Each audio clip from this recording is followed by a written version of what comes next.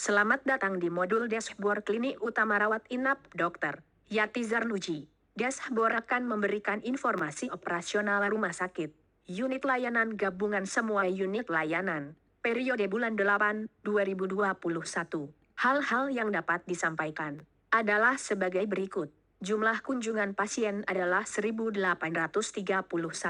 dengan komposisi jumlah pasien yang melanjutkan pengobatan sampai selesai adalah 1.740 pasien. Pasien batal berobat 86 pasien, dan 5 pasien tidak terkonfirmasi. Komposisi rasio adalah 96% pasien selesai layanan, 5% pasien batal, dan -1% tidak terkonfirmasi. Ada penurunan jumlah pasien dari bulan sebelumnya yaitu 2.435 pasien, atau penurunan sebesar 133%. Tingkat pembatalan pasien sudah berkurang sebesar 188%. Namun, terdapat penurunan tingkat selesai layanan pasien sebesar 131%. Untuk aspek 5 besar pelanggan, dapat saya sampaikan. Posisi 1 adalah pasien umum, dengan jumlah 1.740 pasien. Untuk komposisi pendapatan, dapat saya sampaikan. Pendapatan administrasi sebesar Rp32.129.000.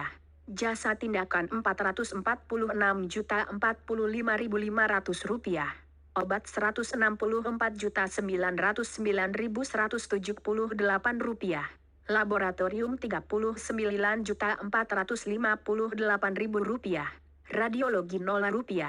Dari data tersebut, apabila kita bandingkan dengan bulan sebelumnya adalah terdapat penurunan pendapatan administrasi sebesar Rp8.941.481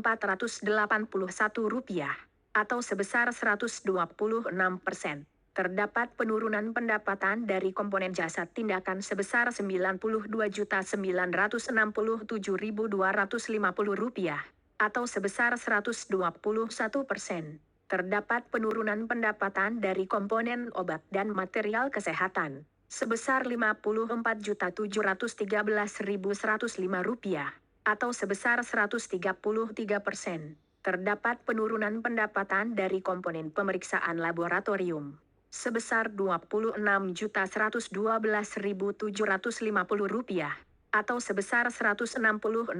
Selanjutnya, saya akan bacakan rekap laporan. Aspek yang perlu dijadikan evaluasi adalah turunnya tingkat kunjungan pasien yang terselesaikan sebesar 131%.